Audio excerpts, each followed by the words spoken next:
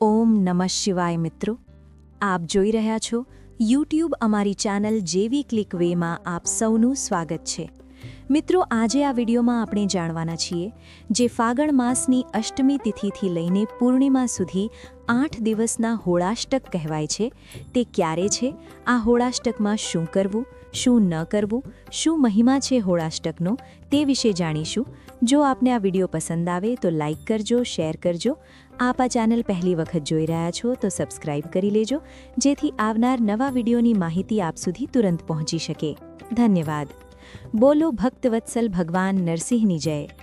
મિત્રો, હોલિકા દહન તે આખા વર્ષમાં આવતી પૂર્ણિમા તે છે ફાગણ માસની પૂર્ણિમા, જે ઘણી પવિત્ર મનાય. 4 મહારાત્રિ છે, જેમાં ફાગણી પૂર્ણિમા હોલિકા દહનની પૂર્ણિમા છે. એ એક દિવાળીની રાત્રિ, શિવરાત્રિ અને જન્માષ્ટમી. તેમાં હોલિકા પર્વ આખા દેશમાં ધામીભૂમિથી મનાવાય છે. ભગવાન વિષ્ણુના રૂપ એવા નરસિંહ ભગવાનની પૂજા ઉપાસના થાય છે, અને સાથે ભક્ત પ્રહલાદની પણ તેનું પણ સ્મરણ થઈ જાય છે. તેવું આ હોલિકા દહનનું જે પર્વ છે તે ભક્ત અને ભગવાનને સમર્પિત છે. હોલીનો પર્વ ભારત વર્ષમાં ઘણી ઉલ્લાસ સાથે ધામીધૂમીથી મનાવાય છે, અને બીજા દિવસે હોલિકા દહન થાય ત્યારે પૂર્ણિમાના બીજા દિવસે રંગભરી હોળીના રૂપમાં પણ ઉત્સવ મનાવાય છે. ફાગણ માસની પૂર્ણિમાના આગળના જે 8 દિવસ છે ત્યારે હોળાષ્ટક મનાવાય છે, એટલે કે ફાગણ શુદ્ધ અષ્ટમી તિથિથી લઈને પૂર્ણિમા માસ સુધી હોળાષ્ટક, એટલે કે કમૂરતા. કમૂરતા એટલે કે કોઈ પણ મુહૂર્ત આ 8 દિવસ હોતું નથી, અને 8 દિવસ માંગલિક કાર્ય કે શુભ કાર્ય પણ વર્જિત મનાય છે. ગ્રહોની ચાલ પણ શુભ હોતી નથી, અને જે કોઈ કાર્ય કરીએ આપણે તેમાં સફળતા પણ પ્રાપ્ત થતી નથી. માટે આ હોળાષ્ટક દરમિયાન ગ્રહનો સ્વભાવ ઉગ્ર હોય, શુભ કાર્ય કરવાથી લાભની પ્રાપ્તિ થતી નથી. હોળાષ્ટક દરમિયાન શુભ કાર્યમાં કોઈ ફળ પ્રાપ્ત થતું નથી. એટલા માટે જ્યોતિષશાસ્ત્રમાં કે આપણા વડીલો પણ કહેતા કે હોળાષ્ટક દરમિયાન શુભ કાર્ય વર્જિત કરવું એવું પણ મનાય છે, કે હોળાષ્ટક દરમિયાન વાતાવરણમાં નકારાત્મક ઊર્જાનો પ્રવાહ વધી જાય છે, પરેશાની પણ વધી જાય છે. એટલા માટે પણ હોળાષ્ટકને શુભ મનાતા નથી. પરંતુ એક કાર્ય માટે શુભ મનાય છે, તે છે પ્રભુ ભક્તિ માટે. પ્રભુને જો પ્રાપ્ત કરવા હોય તો પ્રભુને હૃદય સમર્પિત કરવાના આ 8 દિવસ છે, જેમાં આપણે આપણા જીવનનું મંગલ કરી શકીએ છીએ. પ્રહલાદજીની જેમ જો કોઈ કસોટી જીવનમાં આવતી હોય તો તેને પાર કરવી હોય અને પ્રભુ ભક્તિમાં રંગાવવું હોય તો આ 8 દિવસ ઉત્તમમાં ઉત્તમ છે.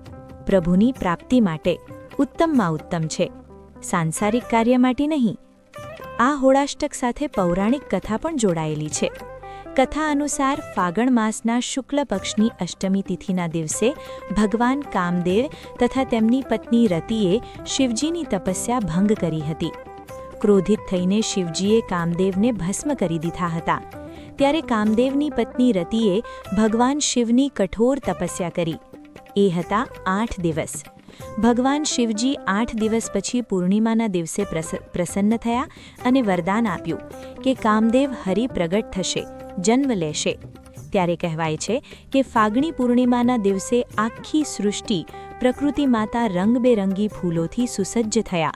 કામદેવ પ્રગટ થયા અને રતિદેવી પણ પ્રસન્ન થયા. દેવતાઓ પણ પ્રસન્ન થયા. તે હતો આ 8 દિવસ પછીનો પૂર્ણિમાનો દિવસ.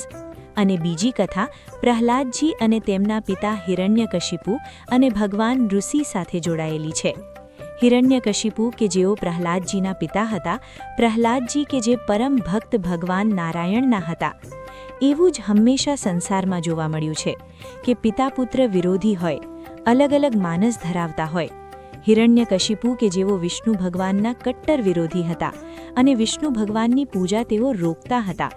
તેમને ત્યાં જ પરમ ભક્ત પ્રહલાદજીનો જન્મ થયો, અને પ્રહલાદજીએ વિષ્ણુ ભગવાનની ભક્તિ આરંભ કરી. જન્મથી જ તેમના ગુરુ હતા નારદ મુનિ. હિરણ્યકશિપુને આ વાત બિલકુલ પસંદ ન હતી. ત્યારે તેઓ પ્રહલાદજીને મારવા માટે પ્રયત્ન કરવા લાગ્યા. 8 દિવસ સુધી પ્રહલાદજીએ ભગવાન વિષ્ણુની ઘોર તપસ્યા આરંભ કરી, અને તેમના પિતા તેમને કષ્ટ આપતા હતા, કારણ કે પિતા એવું માનતા હતા કે જો ભગવાન વિષ્ણુનો આ ભક્ત હોય તો તે પુત્ર મારે શું કામનો. કારણ કે વિષ્ણુ તો મારો પરમ શત્રુ છે. આવું માનસ તેમનું હતું. પરંતુ દયાળુ પ્રભુ તો સૌના છે, આપણે સૌ જાણીએ છીએ, અને મુક્તિના દાતા પણ. પ્રહલાદજીએ ભગવાન વિષ્ણુને જ પોતાના હૃદયમાં બેસાડી રાખ્યા હતા. પ્રહલાદજીના પિતાએ એ વિવિધ કષ્ટો દ્વારા 8 દિવસ સુધી જે પરીક્ષા કરી અને પૂર્ણિમા જ્યારે આવી ત્યારે ભગવાન વિષ્ણુ પ્રગટ થયા. કારણ કે હિરણ્યકશ્યપને વરદાન હતું કે તેઓ ધરતી, આકાશ, પાતાળ કે કોઈ પણ સ્થળે મૃત્યુ પામશે નહીં. માનવ, દાનવ કે કોઈ દેવ તેમને મારી શકશે નહીં. બ્રહ્માજીના આ વરદાનને સત્ય કરવા માટે ભગવાન નારાયણ સ્વયં ભગવાન નૃસિંહના રૂપમાં પ્રગટ થયા, જે ન હતા માનવ કે ન હતા દાનવ, ન હતા પશુ કે ન હતા દેવ. આ રીતે ભગવાન વિષ્ણુ પ્રગટ થઈને ધરતી, આકાશ કે કોઈ પણ સ્થળે ન મારતા હિરણ્યકશ્યપને તેના જ મહેલના ઉંબરા ઉપર સંધ્યાકાળે ન દિવસ હતી ન રાત્રિ હતી ત્યારે ભગવાન વિષ્ણુ નરસિંહ ભગવાન હિરણ્યકશ્યપને મોક્ષ પ્રદાન કરે છે અને પ્રહલાદજીની રક્ષા કરે છે. ભક્ત પ્રહલાદને ભગવાન ઋષિ ખોળામાં બેસાડીને વહાલ કરે છે, વરદાન આપે છે કે હજારો વર્ષો સુધી પ્રહલાદજીનું શાસન રહેશે અને તેમના કુળમાં ભગવાન વિષ્ણુના ભક્ત જ પ્રગટ થશે. પ્રહલાદજીના વંશમાં જ આગળ બાણાસુર, રાજા બલિ આદિ જન્મગ્રહણ કરે અને ભગવાનની લીલા કથા આગળ વધતી જાય છે. આ રીતે આવી કથા જે જોડાયેલી છે તેમાં 8 દિવસનું ઘણું મહત્વ છે. 8નો અંક ઘણો મહત્વપૂર્ણ એટલા માટે પણ બની જાય છે કે અષ્ટમીના દિવસે ભગવાન શ્રી કૃષ્ણ પ્રગટ થયા હતા. ભક્તવત્સલ ભગવાને ધરતી લોક ઉપર આવીને પરમ ગુરુ એવા પ્રભુએ આપણને સૌને ગીતાનો બોધ આપ્યો હતો. અષ્ટમીના દિવસે જ માં દુર્ગા માતાની પૂજા, ઉપાસના થાય છે. અષ્ટમીના દિવસે રાધા મૈયાની ઉપાસના થાય છે. પ્રગટ થયા હતા. અષ્ટમીના દિવસે જ કાલાષ્ટમી ભગવાન મહાદેવના રુદ્ર સ્વરૂપની પૂજા થાય છે અને 8નો અંક પણ શનિદેવ સાથે જોડાયેલો છે, જે ન્યાય અને દંડના દેવતા છે. આમ 8નો અંક તે મહત્વપૂર્ણ એટલા માટે પણ બની જાય છે કે આ 8 અંકમાં ન્યાય અને દંડની પ્રક્રિયા જોડાયેલી છે. ત્યારે 8 દિવસ સુધી પ્રહલાદજીએ જે પ્રભુ ભક્તિ કરી, 8 દિવસ સુધી રતિદેવીએ મહાદેવની ઉપાસના કરી, 8 દિવસ સુધી પ્રહલાદજીએ ભગવાન વિષ્ણુની ઉપાસના કરી. મનમાં હૃદયમાં ધારણ કરીને પોતપોતાના ઇષ્ટદેવની જો ઉપાસના કરવામાં આવે તો પ્રભુ અવશ્ય પ્રસન્ન થાય છે, પ્રગટ થાય છે અને ભક્તોની રક્ષા કરે છે, મનોકામના પૂર્ણ કરે છે. તે છે 8 દિવસ. એટલા માટે 8 દિવસનું ઘણું મહત્વ છે. નહીં કે માંગલિક કાર્ય માટે, પ્રભુ ભક્તિ માટે જાણી લઈએ કે આ ફાગણ માસના આ હોળાષ્ટક ક્યારે પ્રારંભ થાય છે. હોળાષ્ટક તારીખ 24 ફેબ્રુઆરી 2026 મંગળવારના દિવસે શરૂ થાય છે અને તે હોળાષ્ટક 4 માર્ચ 2026 બુધવારના દિવસે સમાપ્ત થાય છે. 3 માર્ચ મંગળવારના દિવસે હોલિકા દહન મનાવાશે.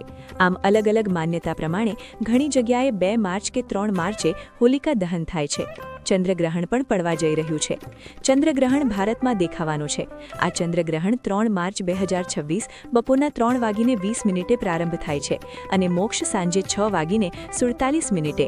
આમાં ચંદ્રગ્રહણની અવધિ 3 કલાક 27 મિનિટની રહેશે અને સૂતકાલ સવારે 6:20 થી પ્રારંભ થશે. આ ચંદ્રગ્રહણ આપણા ભારત દેશમાં દિલ્હી, યુપી, મહારાષ્ટ્ર, રાજસ્થાનમાં આંશિક નજરે દેખાશે. આ ઉપરાંત પૂર્વોત્તર રાજ્ય અસમ, અરુણાચલ પ્રદેશ, મિઝોરમ, નાગાલેન્ડ, મણિપુર, પશ્ચિમ બંગાળમાં પણ અમુક હિસ્સામાં જોવા મળશે. આ ઉપરાંત દુનિયાભરમાં પાકિસ્તાન, અફઘાનિસ્તાન, ઈરાન, ઈરાક, લગભગ આખા એશિયામાં આ ચંદ્રગ્રહણ જોવા મળશે. ઓસ્ટ્રેલિયા, ન્યૂઝીલેન્ડ, રશિયા, ઉત્તર અને દક્ષિણ અમેરિકામાં પણ નજર પડશે. ચંદ્ર આપણા મનનો કારક છે, માટે જ્યારે પણ ચંદ્રગ્રહણ લાગે છે ત્યારે ઘણું સંવેદનશીલ સમય હોય છે, માટે બહાર આવવું જવામાં ધ્યાન રાખવું. ગર્ભવતી મહિલા, નાના બાળકો, વૃદ્ધોને કામ વગર બહાર ન જવું અને આ સમય દરમિયાન ઘરમાં રહીને ઈષ્ટદેવની આરાધના કરવી. મનમાં મંત્રજાપ કરી શકાય છે.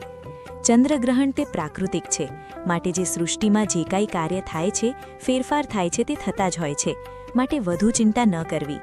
આ ચંદ્રગ્રહણ કે સૂર્યગ્રહણ થતું હોય ત્યારે પશુ પક્ષીને પણ ખ્યાલ આવી જાય છે, તે પણ તેમના માળામાં જતા રહે છે અને ચંદ્રગ્રહણ સૂર્યગ્રહણ દરમિયાન ભરતી ઓટ પણ આવે છે, દરિયા, નદી, તળાવમાં. પરંતુ આ સમય દરમિયાન જો આપણે કોઈ પવિત્ર તીર્થોમાં હોઈએ તો ઉત્તમમાં ઉત્તમ ફળ આપે છે.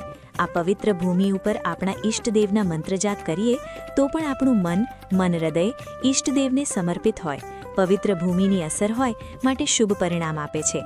આ ઉપરાંત આપણું ઘર અત્યંત પવિત્ર હોય છે, જ્યાં આપણે નિત્ય આપણા ઈષ્ટદેવની પૂજા ઉપાસના કરીએ છીએ, માટે ધરતીનો છેડો ઘર કહેવાય છે.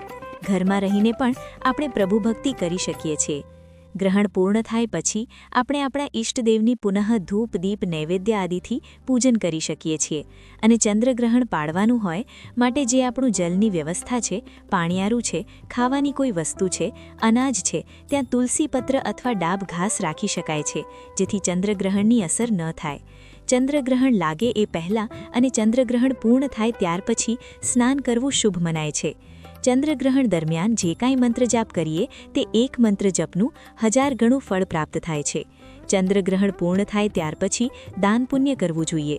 પિતૃદેવતાનું સ્મરણ થાય છે, આપણા ઈષ્ટદેવતાનું સ્મરણ થાય છે, પશુ પક્ષીને દાણાચળની વ્યવસ્થા કરવી, જરૂરિયાતમંદને દાન પુણ્ય કરવું, બ્રાહ્મણોને કાચું સીધું દાન આપી શકાય છે, મંદિરોમાં જઈને દર્શન કરી શકાય છે, આખા ઘરની સફાઈ કરવી, ગંગાજળ છાંટવું અને આપણા ઘરના મંદિરમાં શુદ્ધ જલના છાંટણા છાંટીને અથવા ગંગાજળના છાંટણા છાંટીને બધું સફાઈ કરી લેવું જોઈએ, ધોઈ લેવું જોઈએ અને મંદિરની સફાઈ કરીને ધૂપબત્તી કરી લેવા જોઈએ.